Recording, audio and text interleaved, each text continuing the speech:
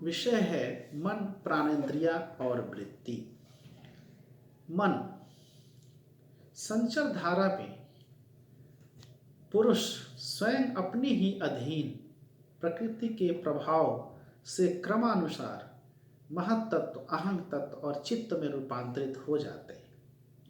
इस रूपांतरण के प्रथम दो चरणों गति या स्पंदन के स्थान, काल, पात्र जैसी अपेक्षितताओं से अबाधित होने के कारण बोध के दायरे में नहीं आता, किंतु तृतीय चरण में वही पुरुष सत्ता तमोगुणी प्रभाव से विषय में मैं या चित्त में रूपांतरित होकर आत्मबोध की परिधि में चली जाती है। मन महत्तत्व, अहंग तत्व और चित्त तत्व का समाहार है। प्रतिसंचर धारा में स्थूलतम जड़ सत्ता विभाजन और विखंडीकरण के माध्यम से सूक्ष्मतर तत्वों में रूपांतरित होता है, जिसके फलस्वरूप अनुमन की उद्भूति होती है। अनुमन जिस तत्व से बना होता है, भूमा मन भी ठीक उसी तत्व का बना होता है। संचर धारा में पुरुष के ऊपर प्रकृति के बंधन के कारण भूमा मन उद्भूत होता है और प्रतिसंचर धारा में भूमा मन में परस्पर संघर्षरत कणों, क्रिस्टल्स के प्रभाव के फलस्वरूप अनुमन सृष्ट होता है। प्रवृत्ति मुखी संचर धारा में भूमा मन या अनुमानस दोनों ही में तमोगुण प्राबल्य होता है और निवृत्ति का मार्ग सत्वगुण प्रधान होता है, किंतु दोनों ही अवस्थाओं में प्रकृति के गुण त्रय के प्रभाव रहते हैं। यहाँ तक कि निर्गुण ब्रह्म में भी प्रकृति के गुण त्रय के प्रभाव रहते हैं। यहाँ तक कि निर्गुण ब्रह्म में भी प्रकृति के गुण त्रय अनुपस्थित नहीं है, किंतु उस अवस्था में गुण त्रय पराशांति की अवस्था में होते हैं, क्योंकि उनमें तीनों गुण संतुलित होते हैं। इसी कारण निर्गुणावस्था में कोई तरंग, संक्षोभ नहीं, भीतर बाहर कोई भी संघर्ष नहीं। नित्य चंचला प्रकृति निर्गुणावस्था में धीर स्थिर भाव में अवस्थित है, इसलिए भावातीत गांभीर्य और कलुषित बना रहता है। प्रसुप्त अवस्था में समाहित इस प्रकृति को तंत्र में अनुच्छुन्या प्रकृति की संज्ञा दी गई है। इसी अनुच्छुन्या प्रकृति को ही गुण त्रय सत, रज और तम के समाहार का कारण सत्ता कहा गया है। स्वभावगत विचार से यह सत्ता संपूर्णतः अब्स्ट्रैक्ट होती है।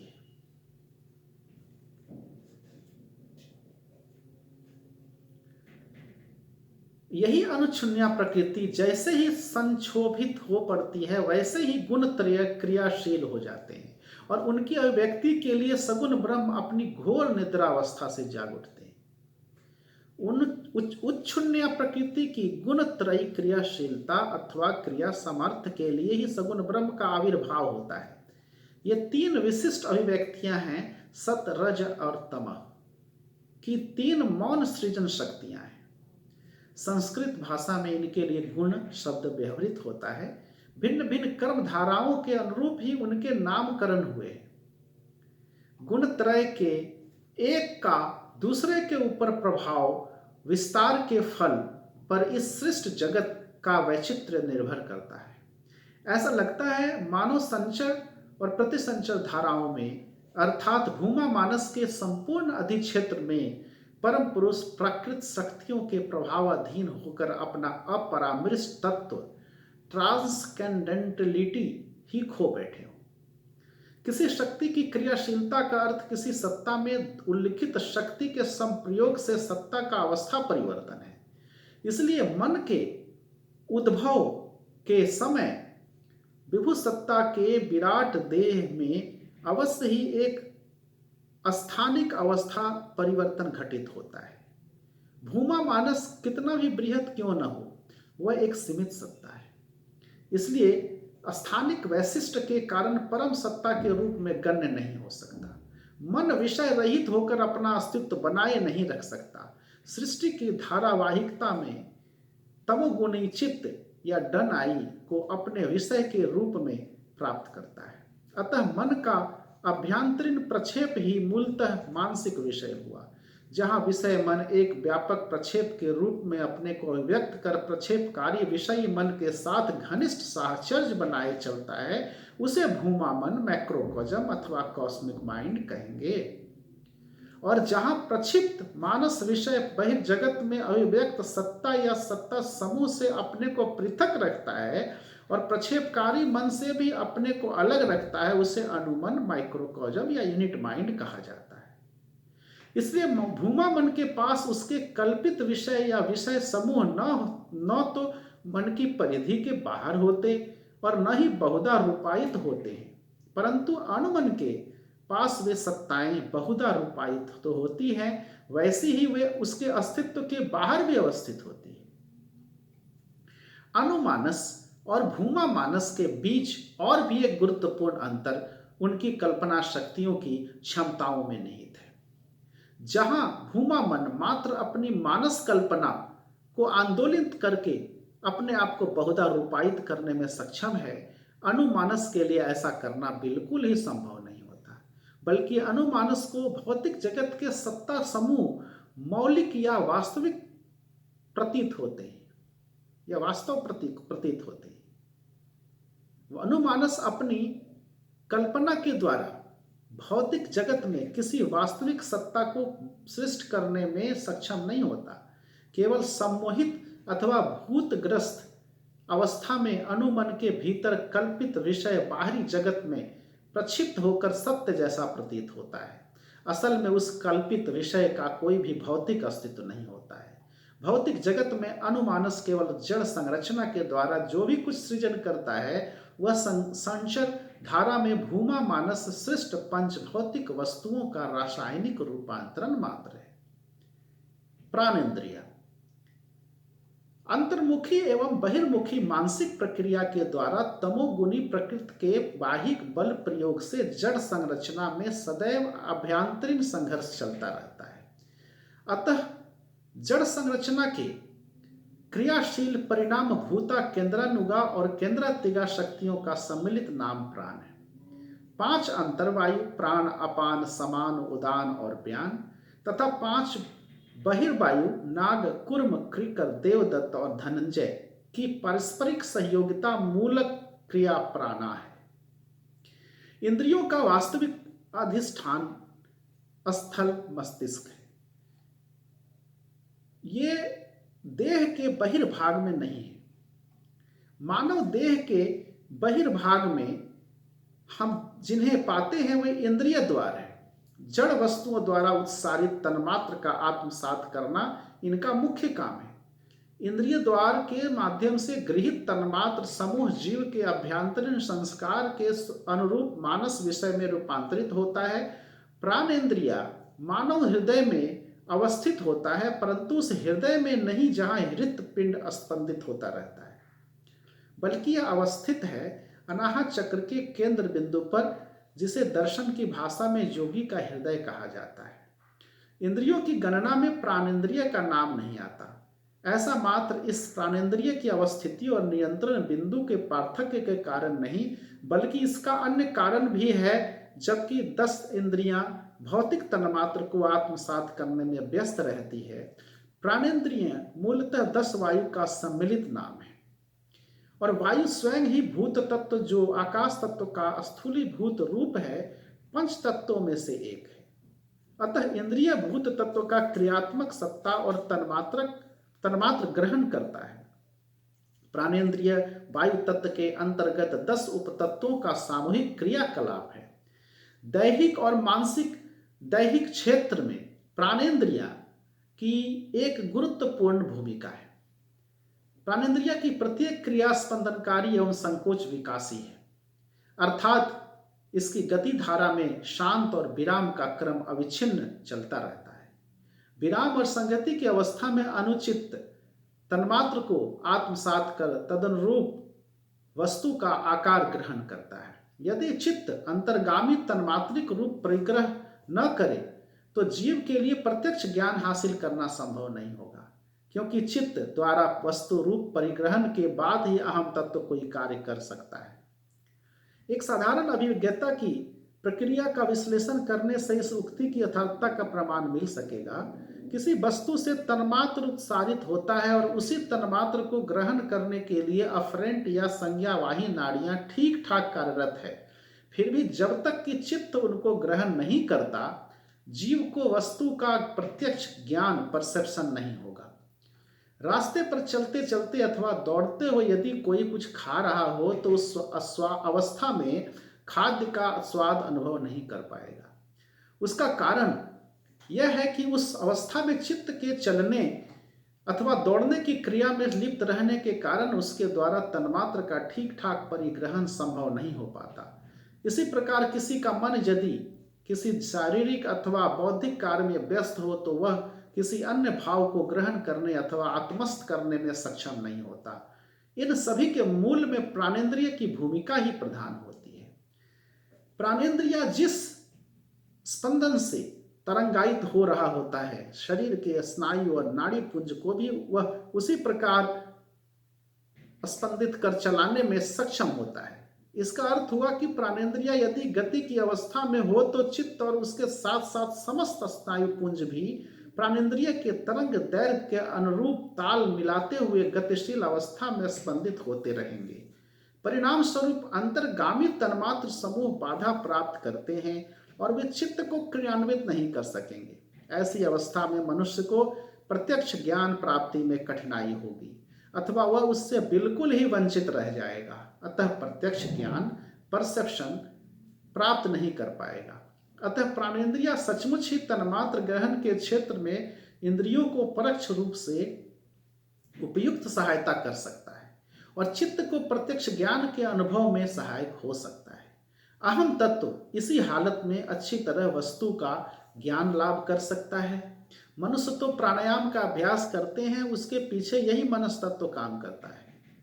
प्राणायाम के अभ्यास के समय साधक अपने प्राणेंद्रिय को विराम की अवस्था में रख देता है। विराम अवस्था में जीव मन चैतन्य सागर में गोते लगाता हुआ अति जागतिक अनुभूति का आनंद लेता है। हम अपने दैनंदिन जीवन में नित्य जिस प्रकार कोमल कठोर मधुर कर्कश शीत ग्रीष्म उष्ण शीतल का अनुभव प्राप्त करते हैं, उसके पीछे भी इसी प्राणेंद्रिय का भूमिका रहती है। यह अभिज्ञताएं श्रवण hearing, स्पर्शन feeling by touch, Darshan vision, आस्वादन टेस्ट, आघ्राण स्मेल, इन 5 प्रत्यक्ष ज्ञान की परिधि में नहीं आती। स्थूल पंच भौतिक सत्ता प्रत्यक्ष ज्ञान के बाहर है। उल्लिखित सूक्ष्मतर अभिज्ञताएं मुख्यतः प्राणेंद्रिय के कार्य क्षेत्र में पड़ती है। इसलिए प्राणेंद्रिय को कोई षष्ठ इंद्रिय भी कहते हैं। प्राणेंद्रिय का प्रमुख कार्य है विभिन्न इंद्रियों में उपलब्ध प्रत्यक्ष ज्ञान के माध्यम से बाहरी वस्तु का स्वरूप जानना। इसके अलावा प्राणेंद्रिय के और भी कई कार्य हैं, जैसे विभिन्न आभ्यंतरीण मानसिक क्रियाकलापों में सहायक की भूमिका निभाने वाले प्राणेंद्रिय की सहायता से ही मनुष्य समझ पाता है कि कौन खूब दयालु है और कौन स्नेहशील। इसी प्रकार कौन मनुष्य निष्ठुर है। किसी मनुष्य के संबंध में अन्य के मन में अच्छी या खराब अवधारणा की उत्पत्ति किसी बाहरी अभिव्यक्ति के अवलोकन का परिणाम नहीं, बल्कि अधिकांशतः मनुष्य के अंतःकरण में ही इस धारणा का जन्म होता है। कुछ दर्शन प्राणेंद्रिय के लिए बोधेंद्रिय शब्द का व्यवहार करते हैं, परंतु प्राणेंद्रिय की भूमिकागत दृष्टि से बोधेंद्रिय शब्द व्यवहार न कर बोध विविक्त शब्द व्यवहार करना वांछनीय है तथा अन्यान्य साधारण इंद्रियों के लिए सुविधा अनुसार बोधेंद्रिय शब्द व्यवहार किया जा सकता है। वृत्ति ब्रह्मचक्र की परिवर्तन धारा में एक विशेष अवस्था पर मन का उद्भव हुआ है। विभिन्न अवस्थाओं के घात प्रतिघात से चलती हुई सृष्ट धारा पथ के एक विशेष अवस्था का नाम मन है और इसी कारण मन में विशेष प्रकार के संवेग होते हैं, जिनकी किसी भी उपाय से अभिव्यक्ति होगी। इसी अभ्यंतरीण संवेग की अभिव्यक्ति के लिए मन को कितने भी चित्तानुगत अभिव्यक्तियों का आश्रय लेना पड़ता है। इनको मन की वृत्ति जैसे प्रेम, भय, घृणा आदि कहा जाता है, अर्थात वृत्तियों को मन की विशेष अभिव्यक्तियां कहा जा सकता है। मानसिक स्तर में इस वृत्ति को एक्सप्रेस्ड सेंटिमेंट अथवा अभिव्यक्त भाव प्रवणता कहा जाता है। जब यह सेंटिमेंट या भाव प्रवणता देह के निम्नस्थ ग्रंथियों को प्रभावित करती है तो उसे इंस्टिंक्ट या प्रवृत्ति कहा जाता है। यहाँ निम्नस्थ ग्रंथियों का अर्थ सहस्रार और आज्ञा चक्र छोड़कर देह के अन्य सभी ग्रंथियों से है। कुछ मनोवैज्ञानिक इंस्टिंक्ट या प्रवृत्ति की व्याख्या एक्युमुलेटेड सेंटिमेंट्स के रूप में करते आए हैं। इसके द्वारा वे यही समझाने का प्रयास करते हैं कि इंस्टिंक्ट का जन्म सेंटिमेंट के बाद होता है, अर्थात सेंटिमेंट जब अभ्यासगत हो गया तब प्रवृत्ति की उत्पत्ति होती है। यह एक सैद्धांतिक व्याख्या है, किंतु साधक जो कि व्यवहारिक मनोवैज्ञानिक होते हैं अपनी साधना की उपलब्धियों से अच्छी तरह समझते हैं कि प्रवृत्ति देह में निम्नस्थ ग्रंथियों को प्रभावित करता हुआ एक सेंटिमेंट मात्र है। ये देह निम्नस्थ ग्रंथियां देहस्थ सभी इंद्रियों के उपकेंद्र हैं।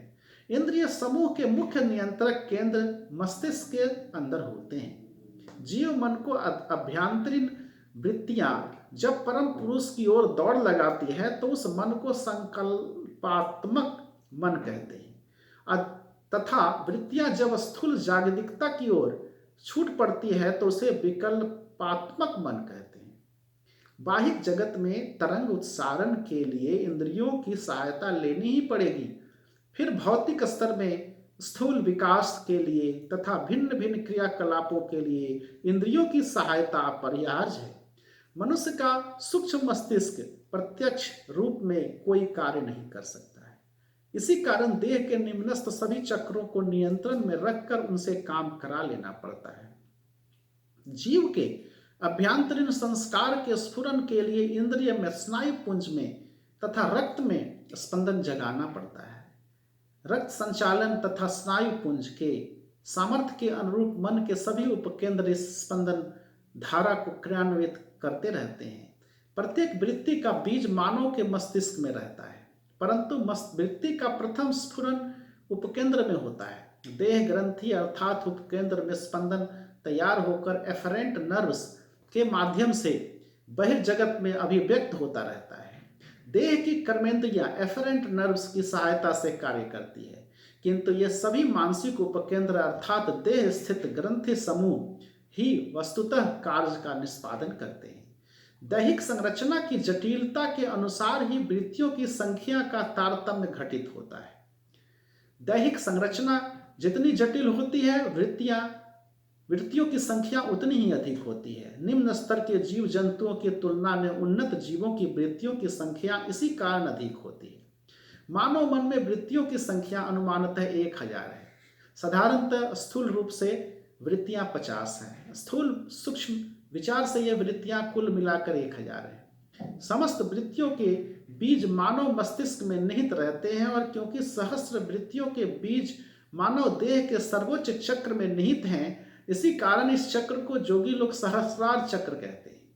देह के निम्नस्थ चक्र समूह मूलाधार से विशुद्ध चक्र तक 48 वृत्तियों का नियंत्रण करते हैं। आज्ञा चक्र 2 वृत्तियों का नियंत्रण करता है। एक है संकल्पात्मक अर्थात मानव मन को पराविद्या की ओर परिचालित करने वाली, और दूसरी विकल्पात्मक अर्थात मन को अपराविद्या की ओर बहाने वाली वृत्ति। सहस्रार चक्र इन 50 वृत्तियों को 10 इंद्रियों द्वारा अभ्यंतरीण और बाहिक दोनों दिशाओं में नियंत्रित करता है। इस प्रकार 50 × 2 × 10 बराबर 1000 वृत्तियां। जोगी लोग साधना द्वारा सहस्रार चक्र को पूरी तरह नियंत्रण में लाकर निर्विकल्प समाधि लाभ करते हैं। इसी अवस्था में साधक का मन समस्त वृत्तियों से ऊपर उठ जाता है। इन वृत्तियों में ही भले बुरे संस्कार के बीज छिपे रहते हैं। अतः निर्विकल्प समाधि का अर्थ समस्त संस्कारों का परिसमाप्ति हुआ। ब्रह्मचक्र के सामग्रिक यात्रा पथ पर अनुमन द्वारा संग्रहित समस्त प्रकार के मानस संवेग की पूर्ण परिसमाप्ति। परम पुरुष के साथ महामिलन को ही मोक्ष कहा जाता है।